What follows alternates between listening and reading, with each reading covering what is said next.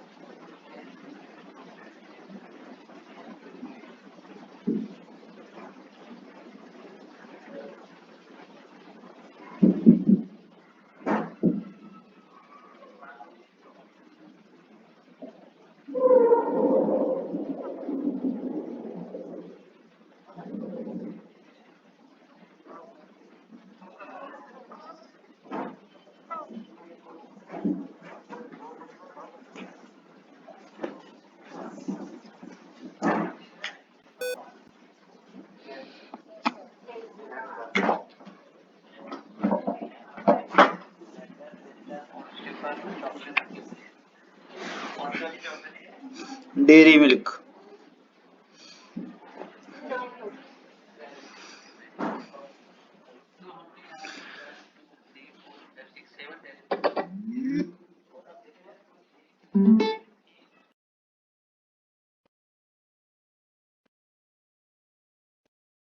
हिलेगा, फिर जाके थोड़ा सा ऊपर यहाँ जाकर रुक गया। फिर देखा और नहीं, और देख रहा है कोई, एक और उठा ली, थोड़ा सा मूव किया, एक और उठा ली, एक और उठा ली। ऐसे करते करते सारी नहीं उठा ली, कुछ यहाँ पे रह गई।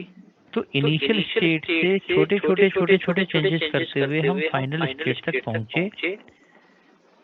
ये इनिशियल स्टेट था, ये फाइनल स्टेट था, और इनिशियल से फाइनल के बीच में बहुत सारे n number of intermediate stages थे, और हर स्टेज के अंदर ये सिस्टम रिवर्सिबल रहता है, इक्विलिब्रियम में होता है, और इस तरीके से हम इनिशियल से फाइनल तक पहुंचे।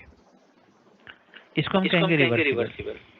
इनिशियल स्टेज के अंदर इक्विलिब्रियम है, फाइनल स्टेज में इक्विलिब्रियम है, और इनिशियल और फाइनल के बीच में n number of intermediate stages हैं, और हर स्टेज के अंदर सिस्टम इक्विलिब्रियम में होता है। ये रिवर्सिबल सिस्टम। ऐसा ही कॉम्बिनेशन रिवर्सिबल के बाद इरिवर्सिबल के लिए मैंने लिया। इसमें भी ये सिलेंडर पिस्टन सिस्टम है, गैस फिलअप है, इस पर वो डेयरी मिल्क रखी हुई है।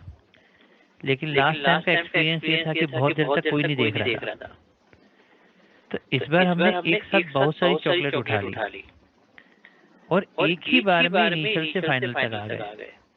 बीच में कहीं कोई इंटरमीडिएट स्टेजेस नहीं है, केवल इनिशियल है, इक्विलिब्रियम में है, फाइनल है, इक्विलिब्रियम में है, लेकिन इनिशियल और फाइनल के बीच में कहीं कोई इंटरमीडिएट स्टेजेस नहीं है।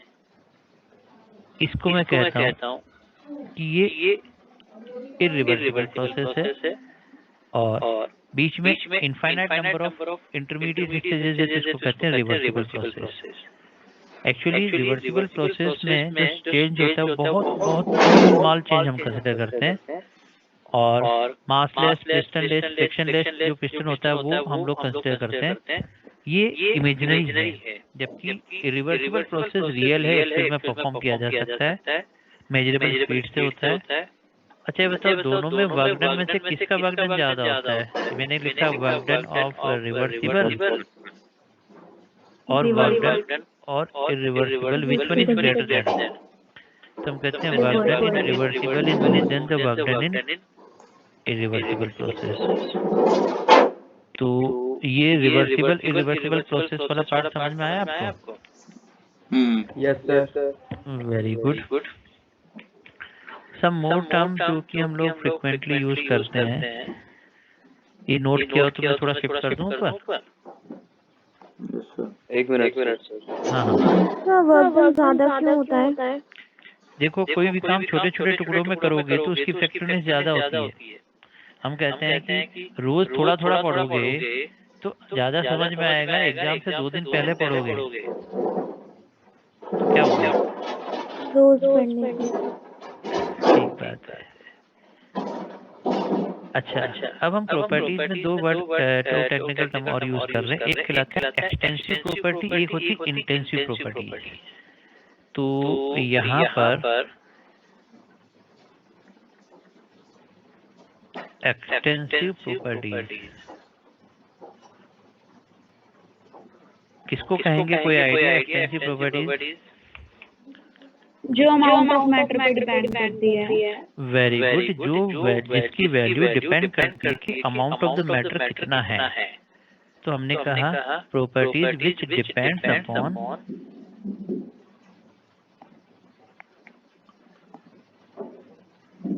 Amount of matter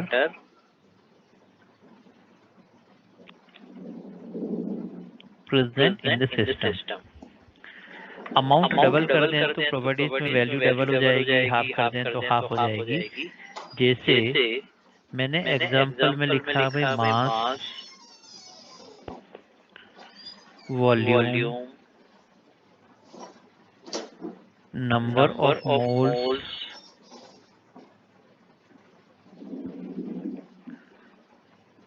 enthalpy, entropy, free energy and so on. ठीक है। अब ये डिपेंड करता है कि अमाउंट कितना है, डबल करने पर डबल, हाफ करने पर हाफ। जैसे एक ग्लास में मैंने पानी लिया, उसको डबल कर दिया, डबल कर दूंगा तो उसका वॉल्यूम भी डबल हो जाएगा, मास भी डबल हो जाएगा, उसमें नंबर ऑफ मोल्स भी डबल हो जाएंगे। तो इस तरीके से ये जो एक्सटेंसिव प्रॉपर्टीज होती हैं, these are additive in nature. ये क्या होती है? ये एडिटिव नेचर की होती है। डबल करने पर डबल, हाफ करने पर हाफ, इस टाइप से ऐड सब्सट्रैक्ट हो जाती है।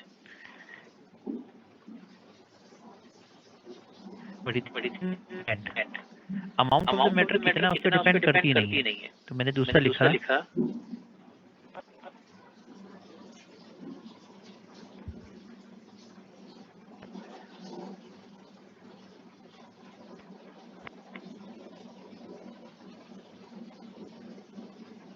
इंटेंसिव प्रॉपर्टीज को कहते हैं कि जो properties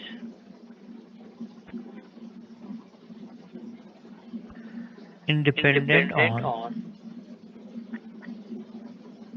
amount of matter present.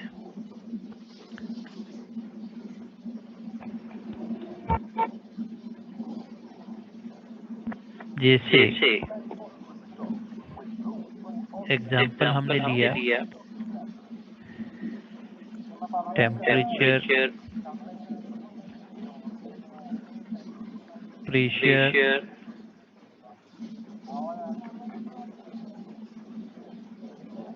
Molarity,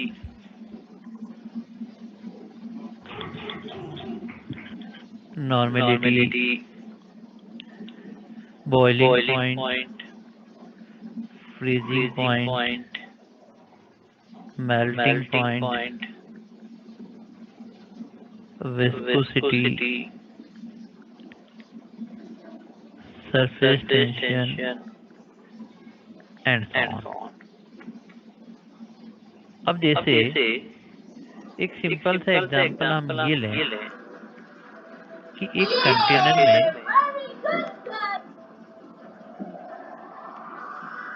water fill up किया हुआ है, वॉल्यूम V है, टेम्परेचर T है, 1 लीटर 25 डिग्री सेंटीग्रेड। अब मैंने इस कंटेनर के एग्जैक्ट हाफ मिडिल में एक पार्टीशन ड्रॉ कर दिया। कैसा लगता है आपको एक इन्फ्लुएंसर हो गया और फिर एग्जैक्ट हाफ मैंने पार्टीशन डाल दिया, तो देखो जो वॉल्यूम था वो V/2 हो गया, ये भी V/2 हो गया। लेकिन क्या टेम्परेचर 25 था, तो अब टेम्परेचर हाफ करने पर ये T/2 है, T/2 हो जाएगा? No, sir. Temperature remains same. Partition करने से टेम्परेचर हाफ नहीं हुआ लेकिन वॉल्यूम हाफ हो गया। इसका मतलब वॉल्यूम क्या है? डिपेंड करता है अमाउंट ऑफ द मैटर पे, तो एक्सटेंसिव प्रॉपर्टी है, और टेम्परेचर क्या है? इंटेंसिव प्रॉपर्टी है, इंटेंसिव। अब एक चीज ये देखा जाता है कि दो एक्सटेंसिव प्रॉपर्टीज का रेशियो इंटेंसिव बन जाता है। देखना मैं क्या कहना चाह रहा हूँ। दो एक्सटेंसिव, जैसे मैंने कहा मास एक्सटेंसिव प्रॉपर्टी है, वॉल्यूम भी एक्सटेंसिव प्रॉपर्टीज है, लेकिन मास बाय वॉल्यूम जो होता है वो डेंसिटी क्या बन गया? इंटेंसिव। तो ये वाला था एक्सटेंसिव प्रॉपर्टी, ये भी था एक्सटेंसिव प्रॉपर्टी, लेकिन दोनों का रेशियो क्या बन गया? इंटेंसिव। अब देखो सर यस सर प्रेशर एक बार बताना कि इंटेंसिव कैसे है? एक टायर में मैंने हवा भरी, प्रेशर 5 ATM है, साइकिल का टायर लेगा तो उसमें कितनी हवा आएगी 5 ATM पर? और ट्रैक्टर का टायर लेगा उसमें 5 ATM पे कितनी हवा आएगी? तो क्या 5 ATM इस चीज पे डिपेंड करता है कि अंदर कितना अमाउंट है? साइकिल का टायर है कि ट्रैक्टर का टायर है? नहीं सर, अमाउंट तो दोनों में अलग अलग, लेकिन प्रेशर तो दोनों का सेम है ना। समझ में आ गया? Very good. अब देखो, अभी जो मैं कह रहा था कि एक्सटेंसिव का रेशियो इंटेंसिव बन रहा है, वैसे ही अब देखना नंबर ऑफ मोल्स जो होता है वो एक्सटेंसिव है, वॉल्यूम एक्सटेंसिव है, लेकिन इन दोनों का रेशियो जिसको हम कहते हैं मोलरिटी, कंसंट्रेशन भी कह लो, मोलरिटी भी कह लो, तो number of moles per unit volume ये जो है वो क्या बन गई? इंटेंसिव। अब 1 मोलर सोल्यूशन है, 1 मोलर सोल्यूशन 1 लीटर भी ले सकते हैं, 5 लीटर भी ले सकते हैं, 10 लीटर भी ले सकते हैं, लेकिन 1 मोलरिटी तो सेम रहेगी सबकी। तो यहाँ पर अब देखिए नंबर ऑफ मोल्स एक्सटेंसिव था, वॉल्यूम एक्सटेंसिव था, लेकिन इन दोनों का रेशियो क्या बन गया? इंटेंसिव। तो ये पॉइंट आप लोगों को समझ में आया बेटा? Very good. अब देखो हम यहाँ पर डिस्कस कर रहे हैं प्रेशर वॉल्यूम वर्क।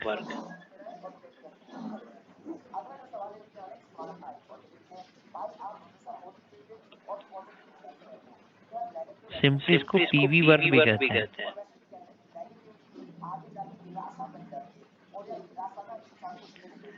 तीन केस यहाँ डिस्कस कर रहे हैं। पहला जो केस डिस्कस कर रहे हैं वो है इरिवर्सिबल आइसोथर्मल सिस्टम में।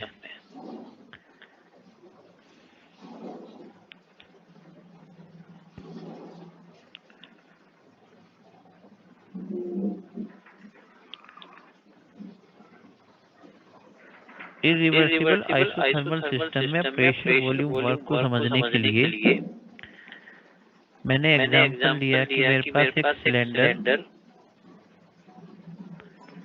उस पे मूवेबल पिस्टन लगा हुआ है,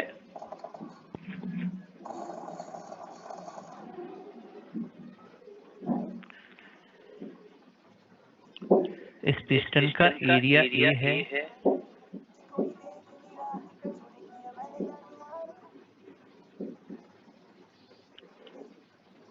इसके अंदर कोई गैस फिलअप है, अभी इसका वॉल्यूम इनिशियल इतना है, इस गैस का अंदर प्रेशर P है, इसके ऊपर एक्सटर्नल प्रेशर अभी लग रहा है P एक्सटर्नल। अब मैंने क्या किया, ये जो एक्सटर्नल प्रेशर था उसको बढ़ाया, जितना इंटरनल प्रेशर था उसके कंपैरिजन में अब एक्सटर्नल प्रेशर को बढ़ाया। अगर मैं एक्सटर्नल प्रेशर बढ़ाऊंगा तो क्या होगा, ये पिस्टन नीचे की तरफ मूव करेगा, क्योंकि इरिवर्सिबल कंडीशन कह रहे हैं तो एक ही बार में मैंने इसको ऐसे दिखा दिया, अरे ये नीचे जाएगा, ये यहाँ पर आ गया और ये यहाँ से यहाँ तक आ गया।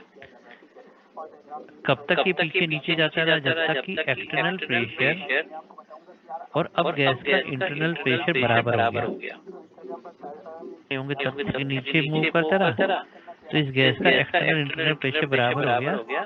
This is the final volume we final. तो ये तो फाइनल वॉल्यूम है, ये इनिशियल वॉल्यूम है।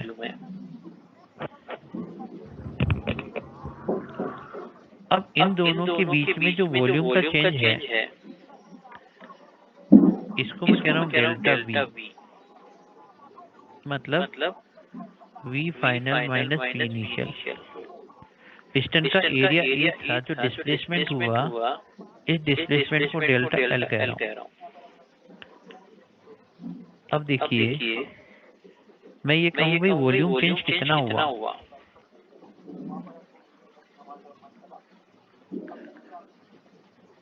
तो लिखा delta V final minus V initial. ठीक है, वॉल्यूम चेंज को। और दूसरा मैं वॉल्यूम चेंज को लिख सकता हूँ कि जो एरिया इनटू डिस्प्लेसमेंट, एरिया कितना था, ए था, और डिस्प्लेसमेंट था delta L. It is also volume change, area into displacement. ये वॉल्यूम चेंज हो गया। ठीक है, फिर हम कहते हैं फोर्स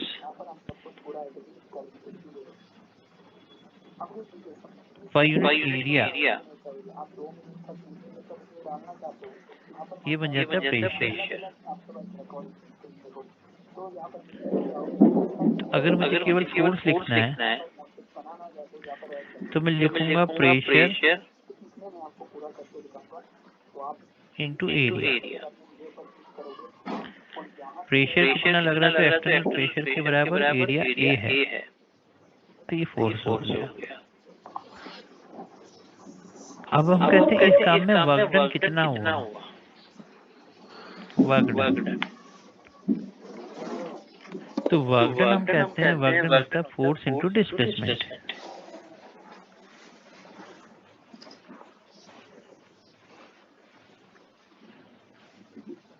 अब फोर्स कितना लग रहा है, तो फोर्स को तो लिखा मैंने एक्सटर्नल प्रेशर इनटू एरिया के, और डिस्प्लेसमेंट कितना था, डेल्टा एल था, डेल्टा एल। अब ये जो कंपोनेंट है ए इंटू डेल्टा एल, इसको मैं वॉल्यूम चेंज कर सकता हूँ, ए इंटू डेल्टा एल को डेल्टा वी लिख सकता हूँ। तो अब मैंने इसको डेल्टा वी लिखने की जगह क्या लिखा, इसको लिखा माइनस डेल्टा वी। अब ये माइनस इसलिए लिख दिया, अच्छा पी एक्सटर्नल यहाँ पे रह गया, ताकि मुझे जो वर्क डन रिवर्सिबल में करना है उसका साइन कन्वेंशन मिल जाए।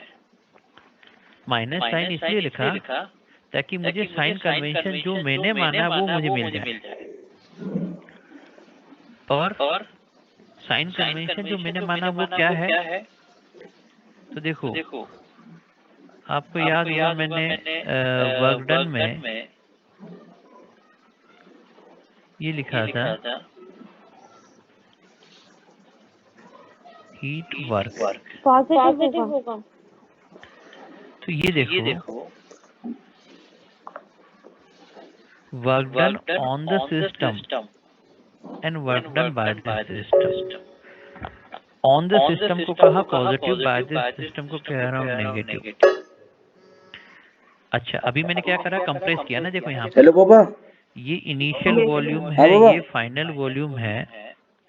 वर्क डन मुझे चाहिए पॉजिटिव, हाँ लेकिन वॉल्यूम का चेंज जो हो रहा है, ये इनिशियल वॉल्यूम ज्यादा था, फाइनल वॉल्यूम कम था। और अगर किस मैं पे वी करूँ, फाइनल व्हाट्सएप पे माइनस करूँ, वी कैसे करूँ इनिशियल उनके करता पास? हूँ, तो ये जो डेल्टा वी व्हाट्सएप पे मुझे सेंड यहाँ करूँ? पर मिल रहा है, फाइनल का कम है, इनिशियल का ज्यादा, तो ये तो नेगेटिव मिल रहा है। हाँ और मुझे चाहिए वर्क डन पॉजिटिव। तो अब मुझे जो डेल्टा वी मिल हाँ रहा है वो नेगेटिव मिल रहा है, और वर्क डन मुझे पॉजिटिव चाहिए। तो मैंने क्या किया, ये माइनस साइन, और ठीक डेल्टा है, वी क्या है, कर ये रहा भी हूँ अभी। नेगेटिव है। ये दोनों नेगेटिव मिलकर के क्या बन जाएगा, वर्क डन हाँ आपके पास कर रहा हूँ मैं। पॉजिटिव। तो ये वर्क डन को पॉजिटिव बनाने के लिए मुझे यहाँ पर माइनस लिखना पड़ेगा। इसका मतलब जो साइन कन्वेंशन हम लोगों ने यूज कर लिए हैं, उसको सही प्रूव करने के लिए मुझे माइनस लिखना ही पड़ेगा। और इसीलिए मैं इसको ये कहता हूँ कि जो फॉर्मूला है उसी के अंदर ऐसे लिख देता हूँ, फॉर्मूला ही बना देता हूँ कि इरिवर्सिबल वर्क डन करना तो जगह minus P external delta we, P delta we. तो minus P delta we he formula लिख दिया। अब चाहे जो भी हो, माइनस डेल्टा वी नेगेटिव हो तो नेगेटिव नेगेटिव पॉजिटिव बन जाएगा, अगर पॉजिटिव होगा तो पॉजिटिव नेगेटिव नेगेटिव हो जाएगा। इसका मतलब सही कन्वेंशन तो फिजिक्स वाले यूज करते हैं। हम तो ऐसे ही फर्जी जो बना दिया उसको सही प्रूव करने के लिए माइनस लगाना पड़ रहा है हमें। इसका मतलब सही कन्वेंशन कौन से हैं, फिजिक्स के, केमिस्ट्री के? फिजिक्स के सही है, लेकिन मैथ कौन कह रहा है भाई? तो अब ये तो हो गया, चलो पी डेल्टा वी। अब इसकी कैलकुलेशन करने में थोड़ा सा एक आपको सिंपल कैलकुलेशंस होती हैं, लेकिन कैलकुलेशन में जो कन्वर्जन्स करने होते हैं वो ध्यान में रखना। क्या? अभी प्रेशर होता है एटमॉस्फेयर में, वॉल्यूम होता है लीटर में। यहाँ जो कैलकुलेशन होता है जस्ट पी डेल्टा वी, मतलब प्रेशर और वॉल्यूम का मल्टीपल लीटर एटमॉस्फेयर। मुझे वर्क डन चाहिए जूल में, तो क्या करना पड़ेगा, 1 लीटर एटमॉस्फेयर, 1 लीटर एटमॉस्फेयर ये 101.3 जूल के इक्वल होता है। इसका मतलब जो भी यहाँ पर प्रेशर और वॉल्यूम का मल्टीपल आ रहा है, उसको आप 101.3 से मल्टीप्लाई कर दोगे तो आपको मिल जाएगा आंसर जूल में। कभी कभी जूल को किलो जूल में कन्वर्ट करना तो 1000 से डिवाइड कर दो, और आंसर अगर जूल की जगह कैलोरी में दे रखा है तो 1 कैलोरी 4.18 जूल के इक्वल होता है। 1 कैलोरी 4.18 जूल के इक्वल होता है। तो आपको अगर कैलकुलेशन कैलोरी में चाहिए आंसर, तो आपको जूल को कैलोरी में कन्वर्ट करना पड़ेगा। तो ये जो कन्वर्जन्स वाला पार्ट है वो ध्यान रखना पड़ेगा, अदरवाइज प्रेशर वॉल्यूम का मल्टीपल लीटर एटमॉस्फेयर में होता है। ये फॉर्मूला हो गया इरिवर्सिबल वर्क डन के लिए।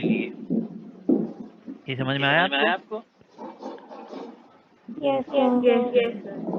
अब ये हमने कहा था केस 1 इरिवर्सिबल आइसोथर्मल सिस्टम। अब यहाँ पर केस 2 यहाँ लिख रहे हैं कि अगर ये कैलकुलेशन रिवर्सिबल तरीके से हो, तो मैंने लिखा रिवर्सिबल आइसोथर्मल सिस्टम। क्या डिफरेंस होगा दोनों में? दोनों में डिफरेंस होगा कि भाई वी इनिशियल से वी फाइनल तक इस बार बहुत छोटे छोटे चेंज होंगे, और एक बार में नहीं करके छोटे छोटे चेंजेस के थ्रू हम लोग फाइनल तक पहुंचेंगे। तो अब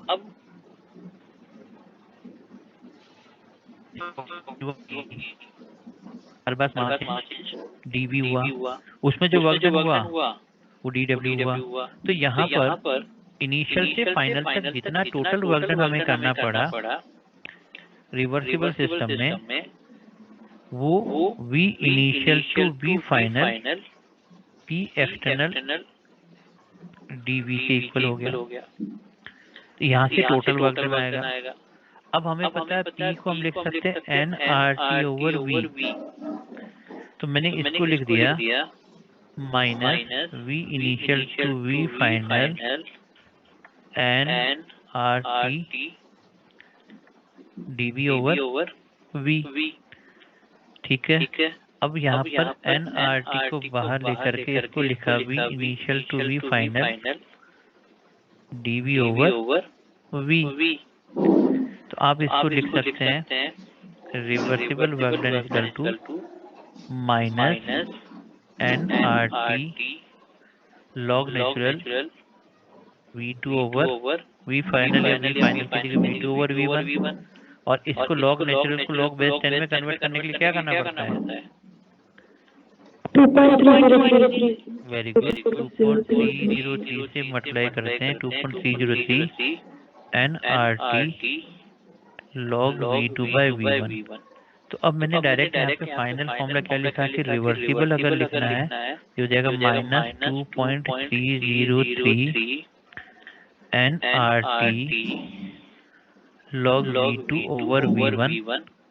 अगर वॉल्यूम की टर्म में कहा है तब तो V2 ओवर V1 कर लिया। प्रेशर की टर्म में कहेंगे तो प्रेशर वॉल्यूम इनवर्सली प्रोपोर्शनल है। तो यही फॉर्मूला हमारा बन जाएगा minus 2.303 nRT log P1 by P2। Pressure की टर्म में या वॉल्यूम की टर्म में। लेकिन ये फॉर्मूला जब आप यूज करेंगे तो पहले क्वेश्चन में पढ़ लेना साफ साफ कि वहाँ पर लिखा हुआ होना चाहिए कि रिवर्सिबली। तो अगर रिवर्सिबल तरीके से लिखा हुआ है तो ये फॉर्मूला यूज करेंगे। यहाँ तक नोट किया आपने? अब केस 3 ये है फ्री एक्सपेंशन।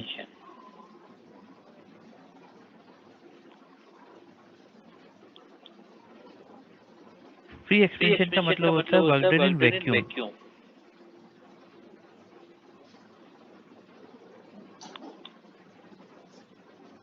अगर एक्सटर्नल प्रेशर 0 हो जाए मतलब वैक्यूम का मतलब हो गया P एक्सटर्नल हो गया 0, तो चाहे वर्क डन रिवर्सिबल हो चाहे इरिवर्सिबल। जैसे मैं पहले रिवर्सिबल लिखता हूँ, इरिवर्सिबल में लिखता हूँ minus P external delta V। अब इसमें से ये जो एक्सटर्नल प्रेशर है ये 0 हो जाए तो वर्क डन कितना हो जाएगा? 0 हो जाएगा। और ऐसे ही अगर वर्क डन रिवर्सिबल कंडीशन में लिखें माइनस 2.30 या एक काम करते हैं ऐसे लिखते हैं ना, ये P एक्सटर्नल dV। इसमें भी ये एक्सटर्नल प्रेशर 0 हो जाएगा तो वर्क डन कितना हो जाएगा? 0। तो चाहे रिवर्सिबल हो चाहे इरिवर्सिबल हो, हम वैक्यूम या फ्री एक्सपेंशन वाले टर्म में वर्क डन को लिखते हैं 0। तो ये 3 केस थे। एक एग्जांपल लेकर के क्वेश्चन सॉल्व करने की कोशिश करते हैं। तो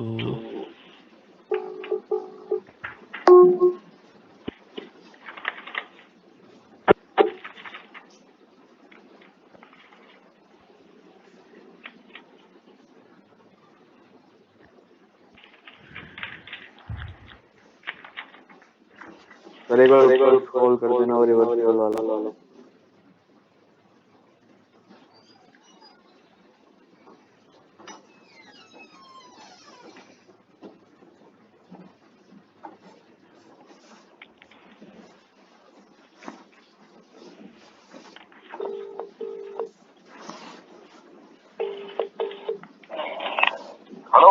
हेलो पंप भेज दी?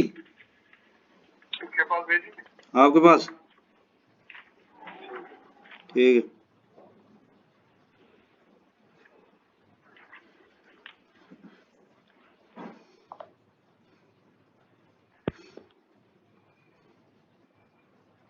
यहाँ तक नोट किया सबने?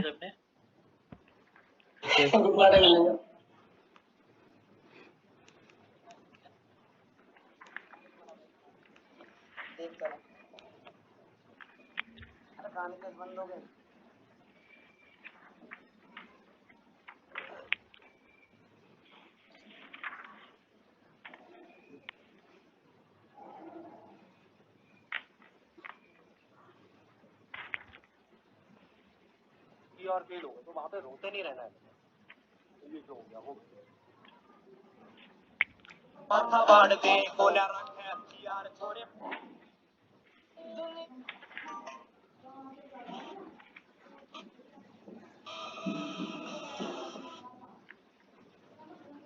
हो गया आगे बढ़ो।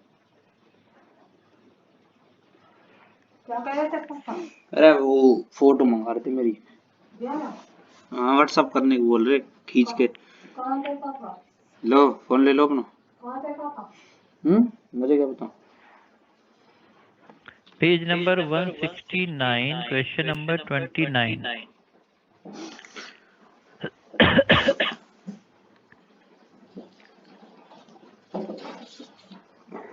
मैंने लिखा पेज नंबर 169, क्वेश्चन 9। ले जाओ बर्तन। सर भी नहीं बोल रहे बर्तन इतने सारे तुम्हारे कहाँ से रख रहा है सर। मैंने बोली सर हो जाएगा तो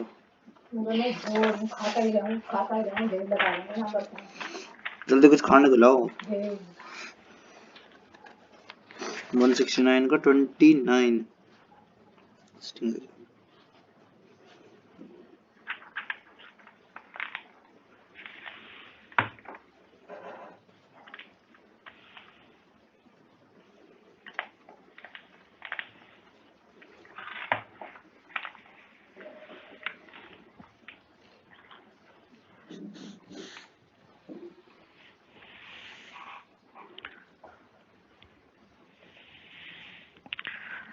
16 किलोग्राम ऑक्सीजन गैस।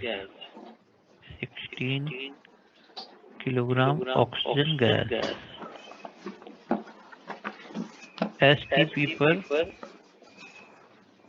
एक्सपेंड कर रहे हैं, occupied double of its original volume. तो पहले देखते हैं कि हमारे पास 16 किलोग्राम मतलब 16/32 हाफ किलो मोल हो गया। किलो को ऐसे रहने देते हैं, किलो मोल। 1 मोल का वॉल्यूम एसटीपी पर होता है 22.4। तो इसका वॉल्यूम कितना हो जाएगा? 11.2 किलो लीटर। लीटर की जगह में किलो सब जगह चलने देते हैं। अब ये तो इनिशियल वॉल्यूम हो गया। अब वॉल्यूम कितना हो गया? डबल। वी फाइनल कितना हो गया? Double of the initial volume. इसका मतलब ये हो जाएगा 22.4 kilo litre. Kilo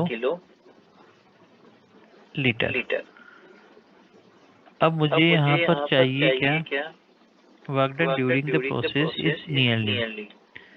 work done होगा इरिवर्सिबल में minus P external V2 minus V1। External pressure तो 1 atm है क्योंकि एसटीपी दे रखा है। वॉल्यूम था कितना? 22.4 किलो लीटर। इनिशियल था 11.2 किलो लीटर। तो यहाँ पर ये किलो लीटर की टर्म में, तो पी डेल्टा भी कितना हो गया? पी डेल्टा भी आपके पास हो गया 11.2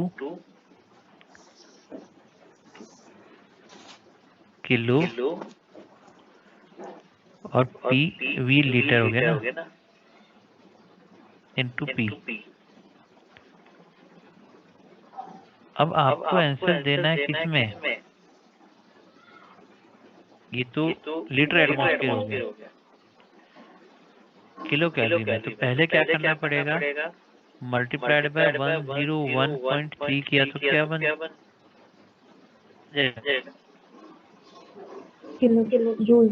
हाँ जूल से, क्योंकि किलो की टर्म में तो किलो जूल बन गए। डिवाइडेड बाय 4.18 करेंगे तो क्या बन जाएगा?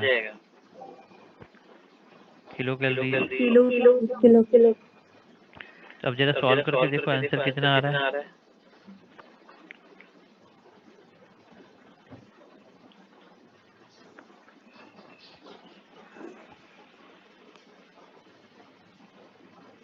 Sir work done is reversible to लिया।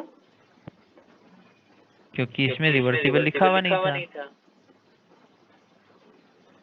हमने क्या कहा, जब तक रिवर्सिबल लिखा ना हो तब तक रिवर्सिबल नहीं लिखना है। Okay sir 271.4 sir 271। तो ये आ गया आपके पास 271 किलो कैलोरी। तो ये जो कन्वर्जन वाला पार्ट है बस वही यूज करना होता है। और दूसरा इम्पोर्टेंट होता है कि कहीं पर अगर वैक्यूम लिखा हुआ है, इवैक्यूएटेड वेसल लिखा हुआ है, तो वर्क डन क्या हो जाएगा उस केस में? 0। ठीक है, तो ये वर्क डन वाला कैलकुलेशन पार्ट समझ में आया आपको? नेक्स्ट जो इम्पोर्टेंट टर्म है वो कहलाता है enthalpy.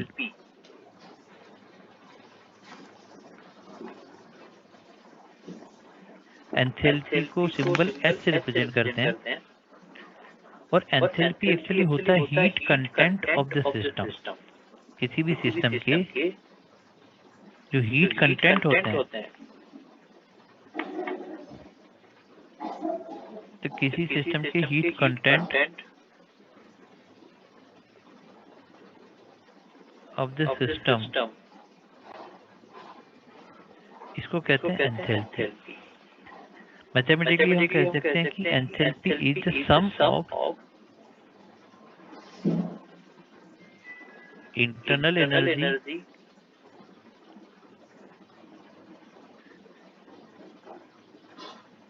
Plus pressure volume energy. आप ई को यू भी लिख सकते हैं, ई भी लिख सकते हैं।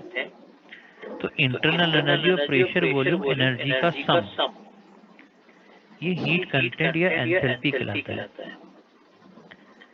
और एंथैल्पी एक स्टेट फंक्शन होता है।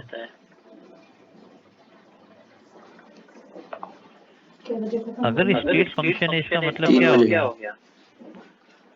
इसकी वैल्यू केवल इनिशियल फाइनल पे डिपेंड करेगी। तो मैंने कहा भी इनिशियल कंडीशन में कितना है, तो मैंने लिखा H1 E1 plus P1 V1।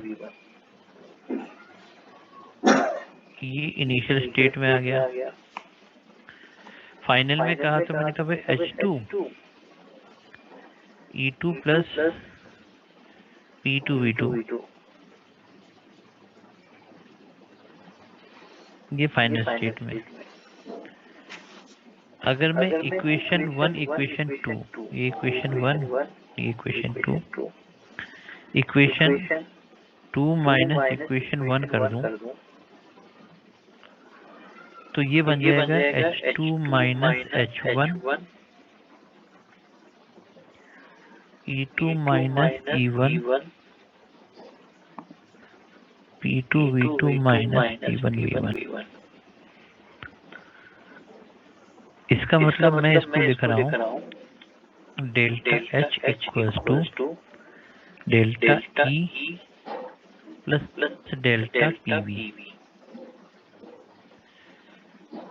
अब जो केमिस्ट्री के अंदर मेरे को यहाँ पर हीट एक्सटेंशन, कंप्रेशन, वो सारी चीजें नहीं देखनी है। मुझे केमिकल रिएक्शन में उस एंथैल्पी को यहाँ डिस्कस करना है। तो ओपन कंडीशन में इस P डेल्टा V को लिख रहा हूँ, डेल्टा PV को लिख रहा हूँ delta H equals to delta E plus P delta V। Isochoric condition, sorry isobaric condition में जो हीट कंटेंट है उसके। अच्छा, ये तो प्रेशर वॉल्यूम एनर्जी आ रही है, मुझे इसको प्रोडक्ट और रिएक्टेंट की टर्म में कन्वर्ट करना। तो मैं P डेल्टा V को delta N G R T PV के हिसाब से लिख सकता हूँ। तो अब मेरे पास इक्वेशन आ जाता है delta H delta E plus delta N G R T. यहाँ पर जी क्यों लिखा है? ताकि ये क्लियर है कि कर रहे हैं वो gaseous product minus gaseous reactant. तो गैसियस रहे इसलिए जी, ताकि याद रहे कि भाई गैस को ही काउंट करना, लिक्विड सॉलिड को काउंट नहीं करना है।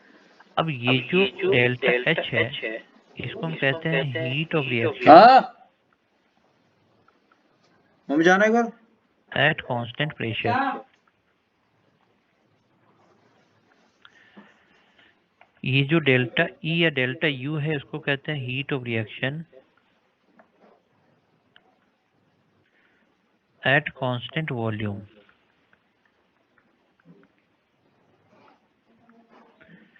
और डेल्टा एन जी को हम लिख सकते हैं summation of number of moles of gaseous products minus summation of number of moles of gaseous reactant। Product minus reactant तो करना है, लेकिन केवल gaseous product minus gaseous reactant करना है। सॉलिड और लिक्विड अगर है तो उसको काउंट नहीं करना है, गैस फेज में करना है। तो ये डेल्टा एन जी, ये फॉर्मूला बहुत फ्रिक्वेंटली हम लोग क्वेश्चंस के अंदर यूज करते हैं।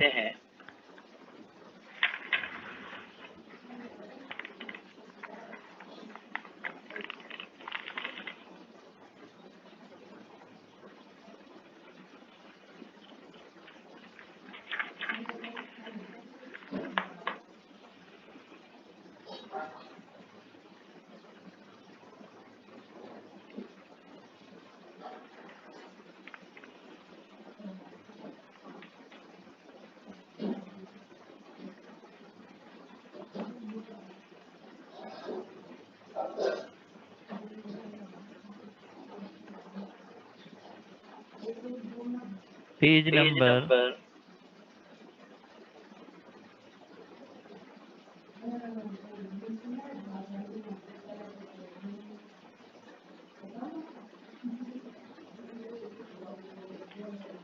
167 question 57। Page 167 question number 57।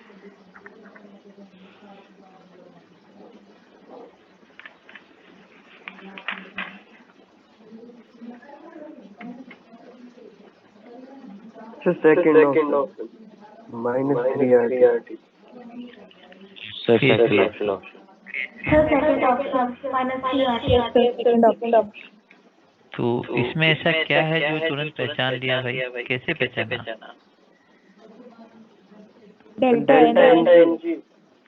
Very good. तो यहाँ पर हमें एक्चुअली केवल डेल्टा एन की वैल्यू ही देखनी थी, delta N G R T के हिसाब से, क्योंकि गैस और लिक्विड वाटर को तो काउंट नहीं किया। प्रोडक्ट के मोल्स कितने हो गए? 3। रिएक्टेंट के हो गए 5 + 1 6। तो 3 - 6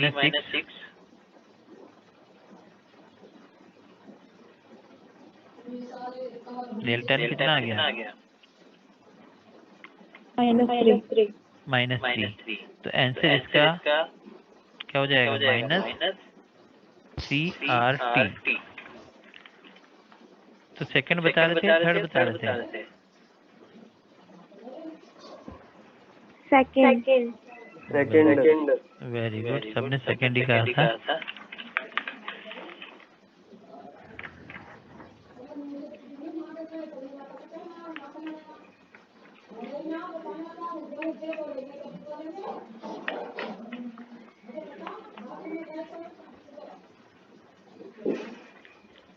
page number 160 question number 19। Page 160 question number 19।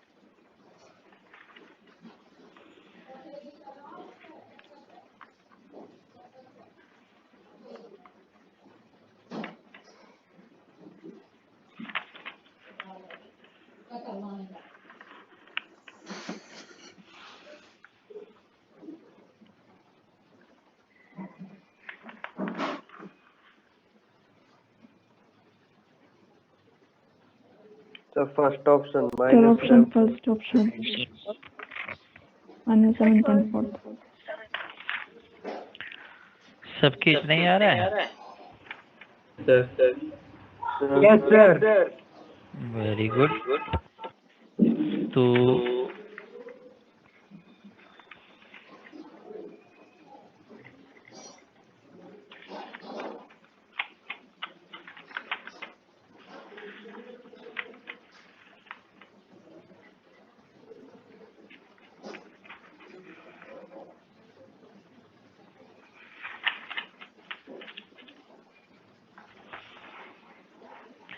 Difference between delta H and delta U for the reaction, मतलब मुझे यहाँ पर delta H minus delta U चाहिए था, तो delta N G R T. अब डेल्टा एन कितना है? तो वाटर है ये होगा 12 और ये 15 और लिक्विड, तो ये -3 RT। अब देखो -3 हो गया R को, क्योंकि चारों ऑप्शन में किलो जूल दे रखा है, इसलिए मैंने 8.314 इंटू 10⁻³ किया। तो 8.314 से तो बन गया जूल, और -3 करने पर बन गया किलो जूल, और टेम्परेचर 25 है, मतलब यहाँ पर 298। इसको सॉल्व करने पर ऑप्शन कितना आया? First option. फर्स्ट ऑप्शन हो गया -7.43 किलो जूल। तो इस तरीके से delta N G R T वाला कैलकुलेशन आप यहाँ पर कर लेते हैं। Heat of reaction, constant pressure, constant volume, ये पार्ट आपको समझ में आया? क्लियर है सबको? Very good.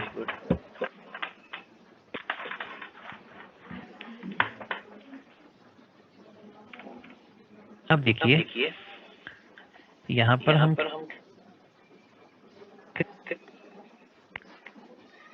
हीट कैपेसिटी, अगर किसी सब्सटेंस को हीट दी जाए तो उसके डायरेक्टली प्रोपोर्शनल उसमें टेम्परेचर चेंज हो जाता है। जितनी हीट करेंगे उसके प्रोपोर्शनली उसका टेम्परेचर चेंज होता है। इसको मैंने लिखा सी डेल्टा टी। सी एक कांस्टेंट है, के लिख दो, सी लिख दो, एस लिख दो। तो ये जो कांस्टेंट है ये कहलाता है उस सब्सटेंस की हीट कैपेसिटी। मतलब अगर किसी सब्सटेंस में टेम्परेचर डेल्टा टी को कितना रखूं, 1 रखूं, तो क्यू किसके बराबर हो जाएगा? सी के। अगर टेम्परेचर चेंज 1 रखूं तो क्यू किसके इक्वल हो गया? सी के। क्यू क्या है? Heat given to the system, heat given to the substance to raise the temperature of a substance by 1 degree या 1 केल्विन, उसको हम कहते हैं उसकी हीट कैपेसिटी। तो आप इसको लिख सकते हैं the amount of heat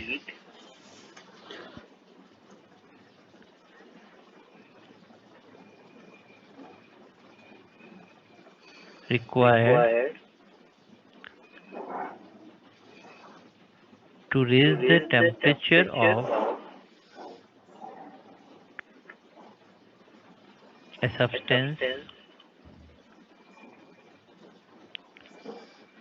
by 1 degree centigrade or 1 Kelvin. अच्छा, इंक्रीज बाय 1 डिग्री और इंक्रीज बाय 1 केल्विन तो सेम होता है कि डिफरेंट होता है? सेम होता है। तो हमने टेम्परेचर बाय 1 केल्विन या 1 डिग्री इंक्रीज किया, इज कॉल्ड हीट कैपेसिटी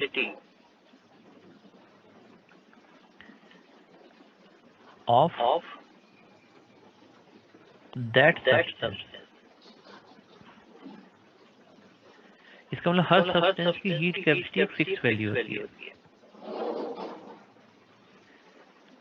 मतलब 1 ग्राम नहीं, 1 डिग्री सेंटीग्रेड या 1 केल्विन टेम्परेचर बढ़ाने के लिए जितनी अमाउंट ऑफ हीट रिक्वायर्ड है उस सब्सटेंस के लिए, वो उसकी हीट कैपेसिटी कहलाएगी। अभी हमने ये मेंशन नहीं किया कि उस सब्सटेंस की क्वांटिटी कितनी थी। अगर वो क्वांटिटी 1 ग्राम कर दें तब तो कहलाता है स्पेसिफिक हीट कैपेसिटी। अब देखो समझना, हीट कैपेसिटी तो है कि 1 डिग्री या 1 केल्विन बढ़ाने के लिए कितनी हीट चाहिए, वो तो हीट कैपेसिटी है। अब मैं लिख रहा हूँ स्पेसिफिक हीट कैपेसिटी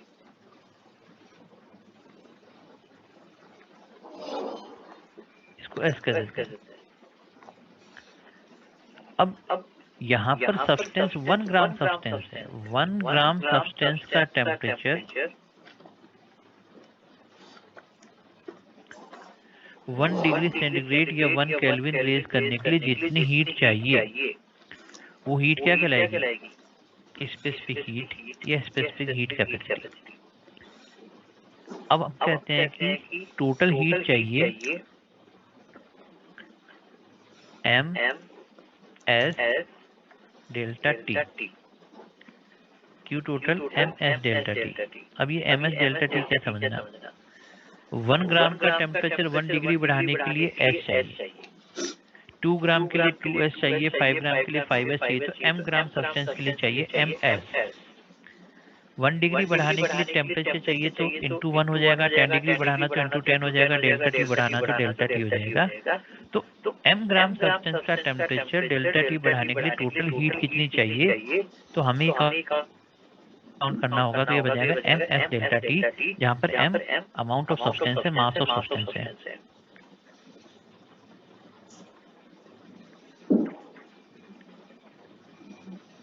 m मास सब्सटेंस का टेम्परेचर डेल्टा टी बढ़ाने के लिए जितनी हीट चाहिए, वो आपके लिए ms डेल्टा टी वाला फॉर्मूला लग जाएगा। अब यही सब्सटेंस 1 ग्राम की जगह 1 मोल ले लें तो क्या कहलाएगा ये? Molar heat capacity.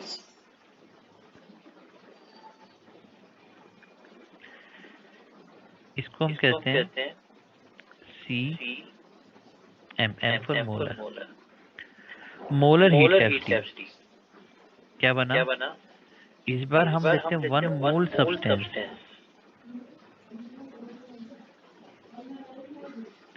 उसका टेम्परेचर 1 डिग्री सेंटीग्रेड या 1 केल्विन रेज करने के लिए जितनी हीट चाहिए, वो हो जाएगी उसकी मोलर हीट कैपेसिटी। लेकिन जब ये टेम्परेचर बढ़ा रहे हैं 1 मोल सब्सटेंस का टेम्परेचर, तो कंडीशन क्या है? कांस्टेंट प्रेशर है या कांस्टेंट वॉल्यूम है? तो हम कहते हैं अगर कांस्टेंट वॉल्यूम है तो हम कहते हैं CV, और कांस्टेंट प्रेशर है तो हम कहते हैं CP। तो अब मैंने लिखा molar heat capacity at constant volume. इस बार क्या हुआ? अच्छा, इसको ले लें CVM, कांस्टेंट वॉल्यूम पे तो CV लिख दिया। इस बार 1 मोल सब्सटेंस है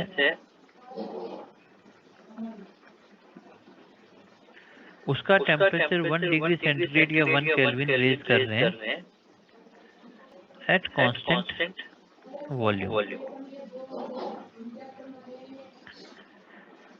अब जो हीट हमने दिया वो क्यूवी था कांस्टेंट वॉल्यूम पर। 1 ग्राम सब्सटेंस का टेम्परेचर 1 डिग्री बढ़ाने 1 मोल सब्सटेंस का टेम्परेचर 1 डिग्री बढ़ाने के लिए हो गया CV 1 मोल के लिए, 2 मोल के लिए 2 CV, 3 मोल के लिए 3 CV, n मोल के लिए हो जाएगा NCV। और टेम्परेचर चेंज कितना हो रहा है T2 माइनस T1।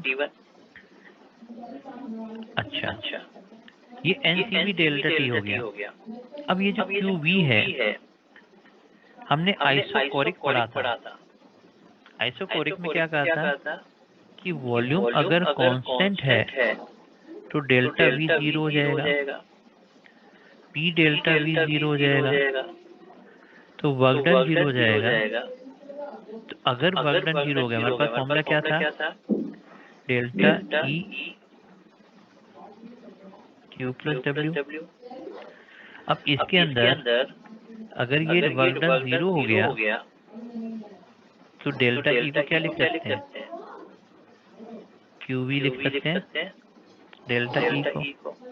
तो ये QV जो है उसको डेल्टा E लिखा जा सकता है, कांस्टेंट वॉल्यूम पर heat given to the system equivalent to increase in internal energy. तो ये जो QV था इसको मैं क्या लिखूं, तो मैं लिख रहा हूँ इसको E2 minus E1 NCV T2 minus T1, E2 minus E1 NCV। अब अगर N की वैल्यू 1 मोल ले ली जाए, 1 मोल सब्सटेंस है, तो यहाँ पर आप एक तो लिख सकते हैं CV equals to E2 minus upon T2 minus T1, या तो आप इसको ऐसा लिख लें। अच्छा, आप E2 माइनस E1 को लिख सकते हैं delta E NCV, T2 minus T1 को लिख सकते हैं डेल्टा T। तो ये डेल्टा E जो होता है वो NCV डेल्टा T के इक्वल हो गया। और अगर N 1 मोल है तो CV को आप क्या लिख सकते हैं, delta E over delta T at constant volume. इसको इस तरीके से भी रिप्रेजेंट किया जा सकता है। तो delta E over delta T at constant volume का है, या फिर E2 minus E1 over T2 minus T1 eight constant volume कहेंगे। तो ये जो इक्वेशन बनती है वाली, बहुत सी बार इस इक्वेशन को किरचॉफ इक्वेशन भी कहते हैं।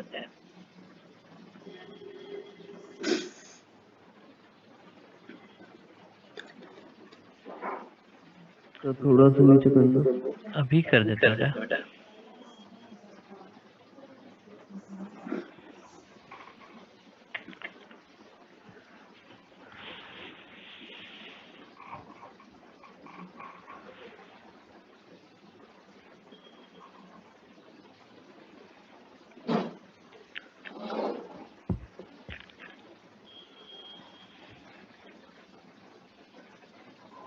नोट कर लिया हो तो बताना, मैं शिफ्ट करूं ऊपर। जैसा पैटर्न अभी हमने यहाँ पर हीट कैपेसिटी कांस्टेंट वॉल्यूम के लिए लिखा, delta E equal to NCV delta T, similar pattern पर अब आप लिख सकते हैं heat of reaction constant pressure, वो कांस्टेंट वॉल्यूम था नहीं, इसको हम लिख रहे हैं मोलर हीट कैपेसिटी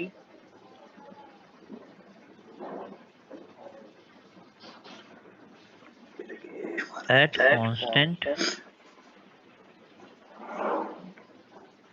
प्रेशर। ये हो जाएगा CPM पर मोलर। तो सेम चीज फिर से लिखी कि 1 मोल सब्सटेंस है उसका टेम्परेचर 1 डिग्री सेंटीग्रेड या 1 केल्विन रेज करना है एट कांस्टेंट प्रेशर, तो जो हीट रिक्वायर्ड होगी वो उसकी मोलर हीट कैपेसिटी कहलाएगी एट कांस्टेंट प्रेशर।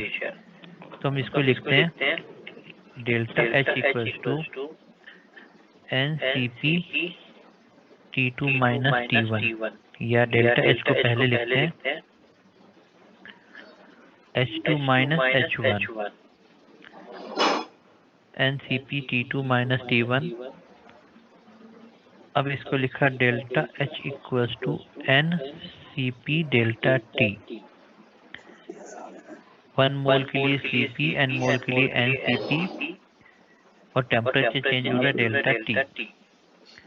अगर n की वैल्यू 1 मोल रख दी जाए तो या तो आप लिखेंगे Cp equal to H2 minus H1 over T2 minus T1, या लिखेंगे delta H over delta T at constant pressure. जैसे Cp के लिए लिखा था वैसे ही Cv के लिए भी लिखा जा सकता है। Cv क्यों लिखा है भाई यहाँ पे? ये तो कांस्टेंट प्रेशर है, ई है अभी तो। अच्छा, दोनों में रिलेशन क्या होता है? Cp minus Cv equal to R. Very good. तो हम कहते हैं relation between Cp and Cv। तो आपने लिखा Cp minus Cv equals to R, और दोनों का जो रेशियो होता है उसको हम क्या कहते हैं? Cp अपॉन Cv का जो रेशियो होता है उसको कहते हैं गामा, और ये हमें एटॉमिसिटी के बारे में बताता है। गामा रिप्रेजेंट फॉर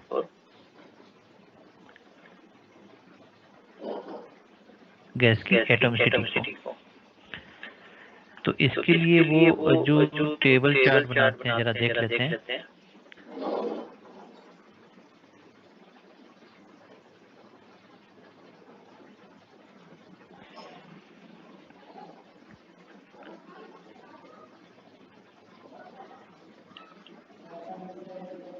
मैंने यहाँ पर Cp Cv गामा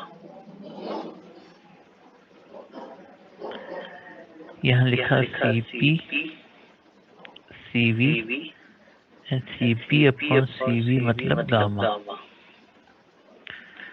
और यहाँ लिखा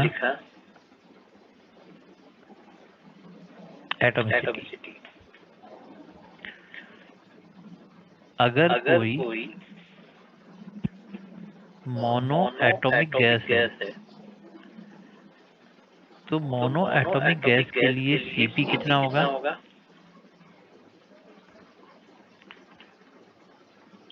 5/2R। Cv होता है 3/2R, और दोनों का रेशियो हो जाएगा 5/3 मतलब 1.66। तो ये तो हो गया मोनो एटॉमिक गैस के लिए। डाई एटॉमिक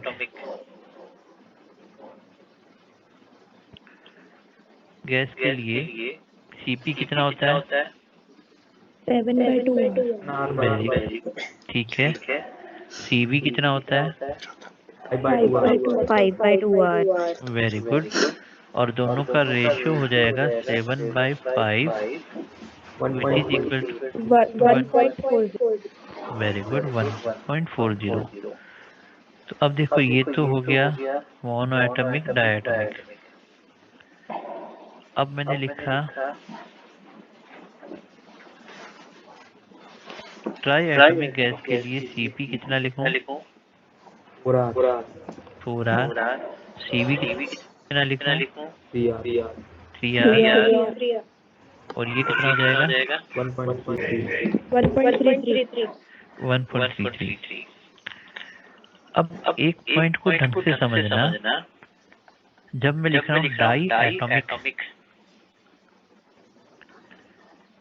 7/2R 5/2R या 1.40, तो जैसे डाई एटॉमिक में हाइड्रोजन गैस है या ऑक्सीजन गैस है या नाइट्रोजन गैस है या क्लोरीन है, ब्रोमीन है, कोई भी, ठीक है, डाई एटॉमिक। तो ये फॉर्मूला इसके लिए लगा। लेकिन अगर मैं यहाँ पर CO2 मॉलिक्यूल लेता हूँ, ऑल्दो ये ट्राई एटॉमिक है, लेकिन ये क्या है, लीनियर। तो जो कॉम्बिनेशन एक लीनियर डाई एटॉमिक के लिए लग रहा है, वही कॉम्बिनेशन लीनियर ट्राई एटॉमिक के लिए भी वैलिड है। तो यहाँ पर CO2 लीनियर ट्राई एटॉमिक है, लेकिन जब मैं ये नीचे वाला ट्राई एटॉमिक लिखता हूँ, तो वो ट्राई एटॉमिक कौन सा है, वो नॉन लीनियर ट्राई एटॉमिक होता है। जैसे ओजोन, तो ओजोन के लिए ये जो ट्राई एटॉमिक बना वो नॉन लीनियर है। तो यहाँ पर स्टार लगा करके मैं लिख रहा हूँ कि ये जो डाई एटॉमिक वाला 7/2R 5/2R है, it is also for linear try atomic. और ये जो ट्राई एटॉमिक नीचे लिखा हुआ है वो एक्चुअली क्या है, वो नॉन लीनियर ट्राई एटॉमिक के लिए होता है। तो कभी कभी CO2 वाला केस लेके फंसा देता है। CO2 में हमें क्या लगता है कि ट्राई एटॉमिक है, तो हम सोचते हैं कि ट्राई एटॉमिक मतलब 1.33, लेकिन वो लीनियर है, इसलिए इसको लीनियर ट्राई एटॉमिक के लिए आपके पास ये कॉम्बिनेशन आ जाएगा। ये पॉइंट याद रहेगा, ध्यान रहेगा, मतलब ये ओके।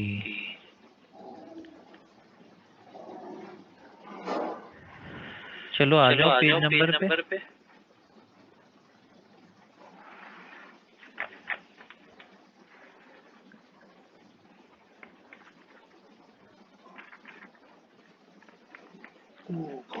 Page number 161, question 27।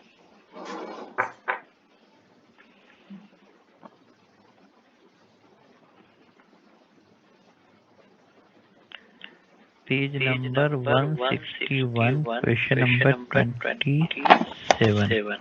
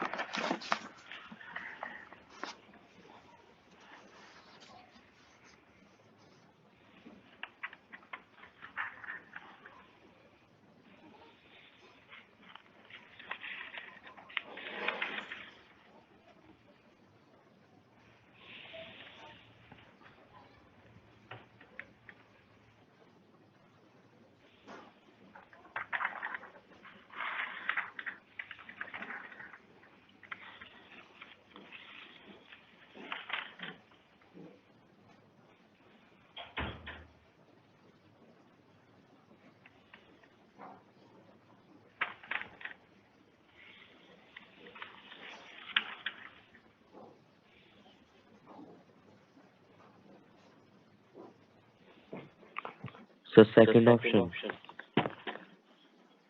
कैसे पता चला, एक्सप्लेन करो। इक्वल टू R से CP निकाल दिया, फिर CP/CV करके गामा निकाल दिया।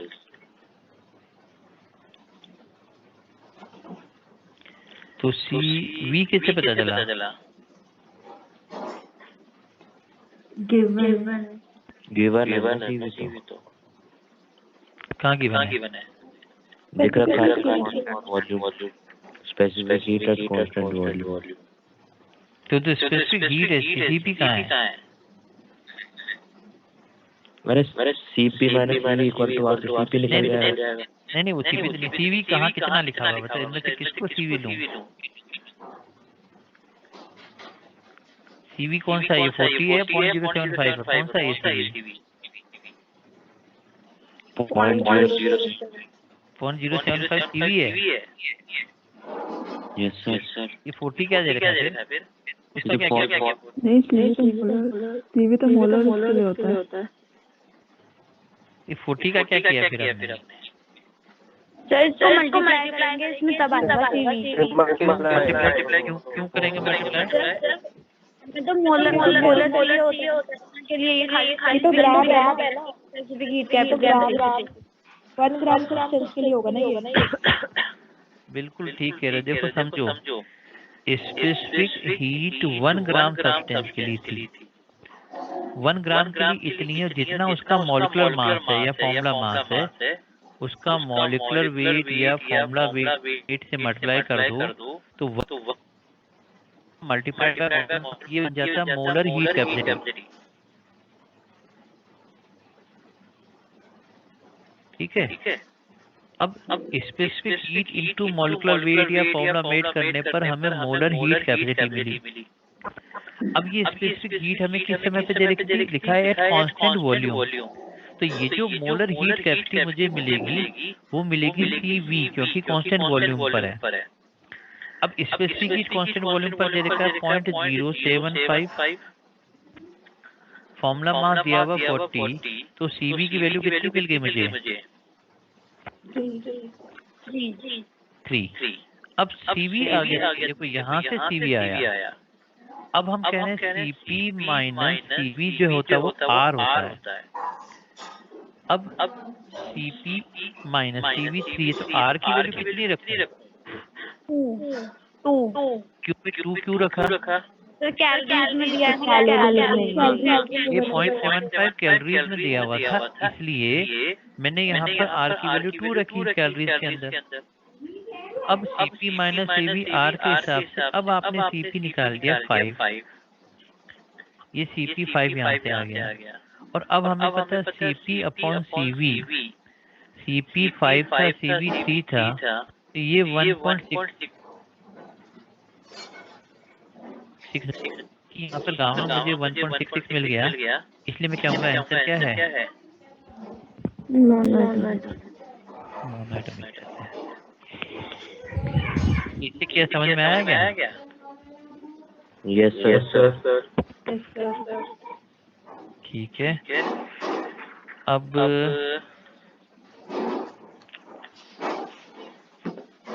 पास वाले पेज पे आ जाओ, पेज नंबर 163। पेज नंबर 163 पर एक ही क्वेश्चन नंबर 13 दिया हुआ है। 163 पे question number equal volume of 2 में 163 पर क्वेश्चन नंबर 13।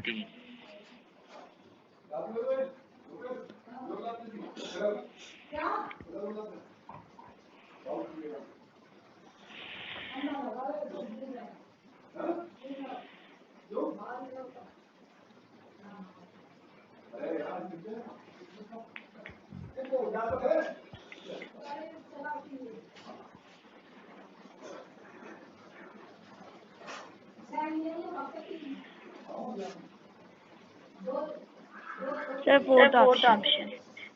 कैसे पता चला बेटा? सीवी तो पूछा था, मोनोएटॉमिक के लिए जो गामा होता है उसकी वैल्यू बतानी है। हाँ, तो इसमें इक्वल वॉल्यूम और 2 मोनोएटॉमिक गैस और एयर की मिक्स करने से क्या फर्क पड़ेगा? कोई फर्क नहीं पड़ा। नो सर, क्योंकि वो तो इंटेंस क्वांटिटीज होती है ना दोनों। बस ठीक है, तो A और B मिक्स करेंगे, मिक्सचर का भी तो वही रहेगा, चाहे कोई सी भी गैस हो। तो हम कहेंगे ये रेशियो जो है वो CP अपॉन CV। गामा पूछा मोनोएटॉमिक का, इसलिए ऑप्शन नंबर 4 करेक्ट है। पॉइंट समझ में आया आपको?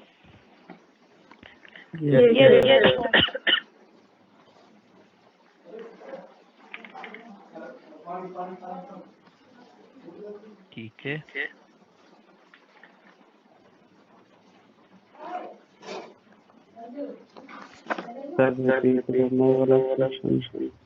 क्वेश्चन रिपीट करूं?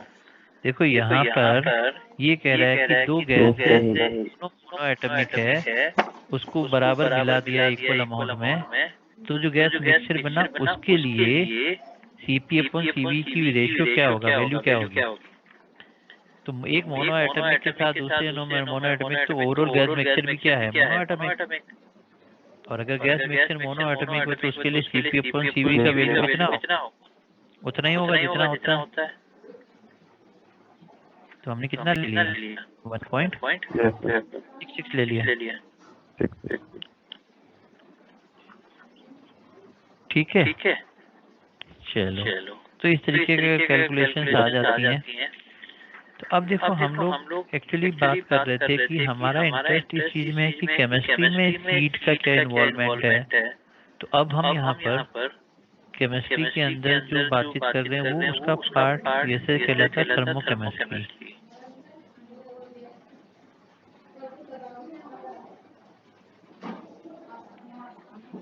थर्मोकेमिस्ट्री के अंदर हम अलग अलग heat of reaction, enthalpy of reactions की बात कर रहे हैं।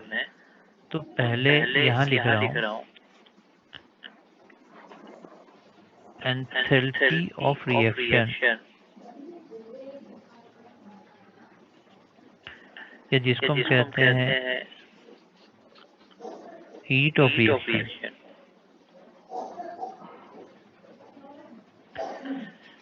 डेल्टा एच सिंबल से यूज कर रहे हैं। किसी भी बैलेंस इक्वेशन के अंदर रिएक्टेंट और प्रोडक्ट के बीच का जो एंथैल्पी का डिफरेंस है, ये एंथैल्पी, ये प्रोग्रेस ऑफ द रिएक्शन, यहाँ रिएक्टेंट है, ये प्रोडक्ट है, और ये रिएक्टेंट से प्रोडक्ट के अंदर कन्वर्ट हो रहा है।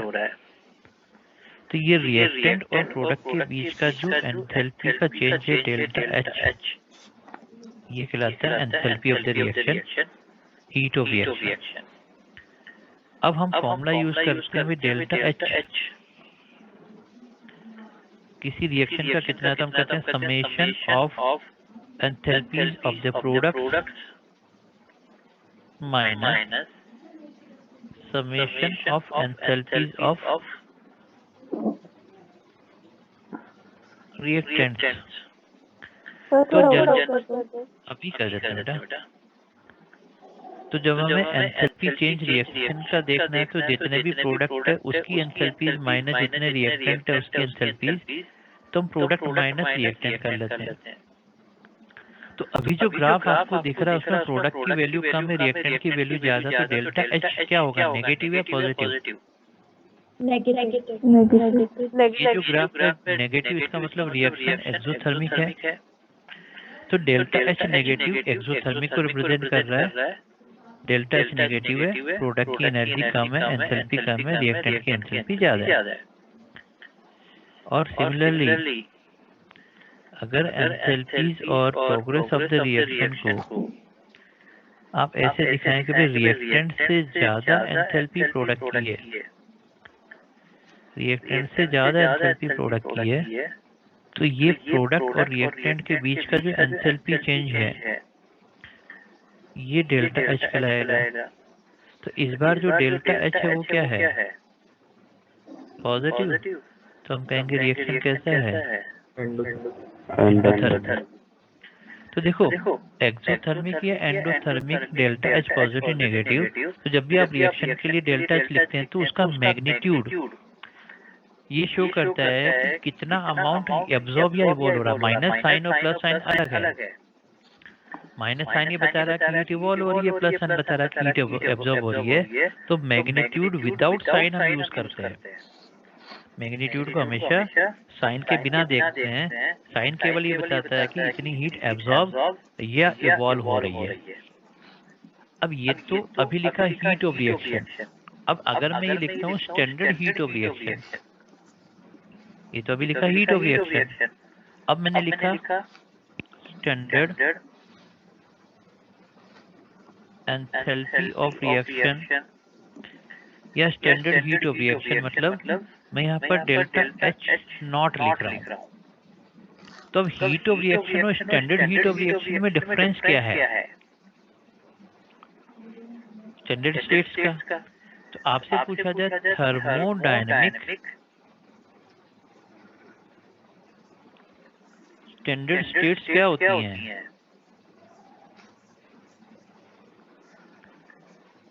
टेम्परेचर हम कितना लेते हैं थर्मोडायनेमिक स्टैंडर्ड स्टेट में?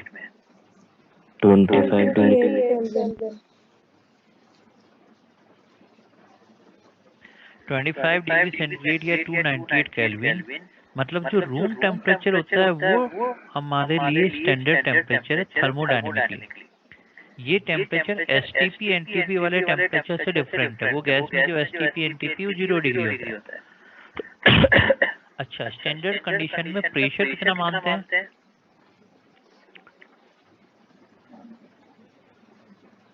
1 बार। वैसे 1 बार मानते, लेकिन 1 बार और 1 एटीएम का जो डिफरेंस है उसको नेग्लेक्ट करते हुए मैं बहुत फ्रिक्वेंटली 1 एटीएम भी कंसिडर कर लेता हूँ कि 1 एटीएम या 1 bar pressure open condition room temperature पर। अब रिएक्टेंट जो है वो भी सभी अपनी स्टैंडर्ड स्टेट में है। जैसे मान लो हमारे पास एक बीकर के अंदर कुछ रिएक्टेंट थे, 1 बार प्रेशर है ऊपर, इसका मतलब ये रिएक्टेंट अपनी स्टैंडर्ड स्टेट में है। अब ये रिएक्शन प्रोसीड किया और ये रिएक्टेंट कन्वर्ट हो गए अपने प्रोडक्ट के अंदर। प्रोडक्ट भी ऊपर 1 ओपन कंडीशन में रूम टेम्परेचर पर है। इसका मतलब रिएक्टेंट भी 25 डिग्री सेंटीग्रेड ओपन कंडीशन में है, प्रोडक्ट भी 25 डिग्री सेंटीग्रेड ओपन कंडीशन में है। इसका मतलब रिएक्टेंट और प्रोडक्ट ये दोनों किस में है? अपनी थर्मोडायनेमिक स्टैंडर्ड स्टेट्स में है। अब इन दोनों में जो एंथैल्पी का चेंज होगा तो आप कहते हैं delta H not of the reaction is summation of enthalpies of products minus summation of enthalpies of reactant। मतलब प्रोडक्ट स्टैंडर्ड स्टेट के अंदर है और रिएक्टेंट भी स्टैंडर्ड स्टेट के अंदर है, तो उसका जो एंथैल्पी चेंज होगा वो तो स्टैंडर्ड एंथैल्पी चेंज होगा अगर टेम्परेचर 25 और प्रेशर 1 बार है और इसके अलावा कोई कंडीशन है तो वो केवल हीट ऑफ रिएक्शन कहलाएगा, स्टैंडर्ड स्टेट नहीं कहलाएगी। तो दोनों का मतलब समझ में आया? स्टैंडर्ड थर्मोडायनेमिक स्टैंडर्ड स्टेट पर जो एंथैल्पी होगा वो standard heat of reaction standard enthalpy of reaction कहलाता है।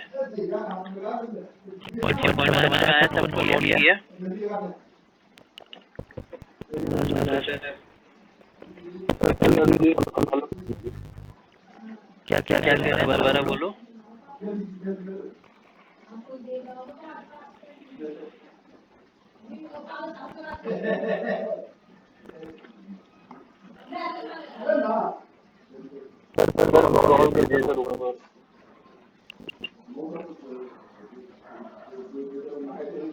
ये लो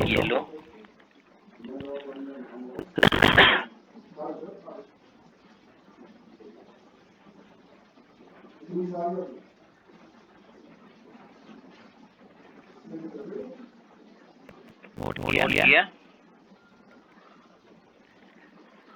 अब अलग है heat of reaction enthalpy of reaction.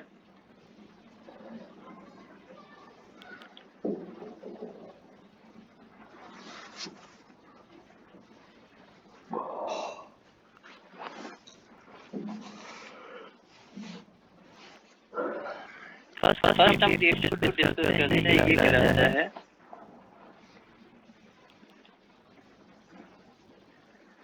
heat of formation या enthalpy of formation। enthalpy of the formation, enthalpy of formation का मतलब हुआ कि किसी वन मोल कंपाउंड का फॉर्मेशन करना है। वन मोल जैसे मामले में यहाँ लिया H2O, इसका वन मोल का फॉर्मेशन करना है। लेकिन जो फॉर्मेशन करना उसमें एलिमेंट जो है वो अपने एलिमेंटल स्टेट में होने चाहिए।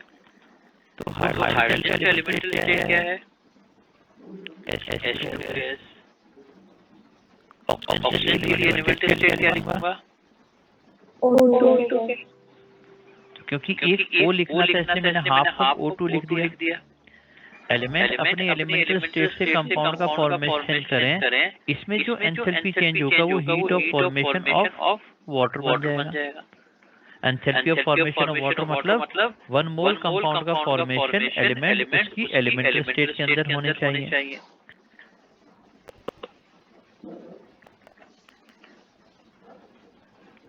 ये पॉइंट आया आपको? अब सिमिलरली अगर हम यहाँ पर वाटर की जगह लेते हैं कार्बन डाइऑक्साइड, CO2 गैस, और इसका 1 मोल फॉर्मेशन करना है। तो यहाँ पर एलिमेंट कौन है?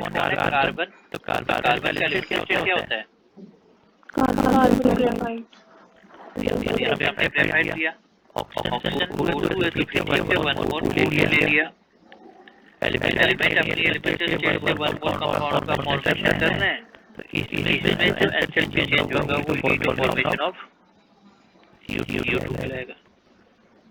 तो enthalpy of formation elemental state से होना चाहिए और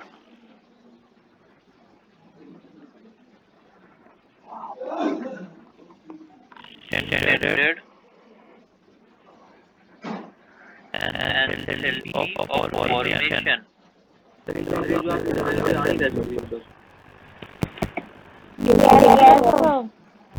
इसका मतलब ये है कि नेक्स्ट क्लास में ये सीखना पड़ेगा।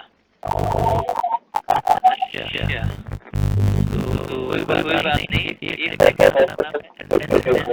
समझ गया मैं आपकी बात। तो डाउनलोडिंग हो रही है। Okay, thank you.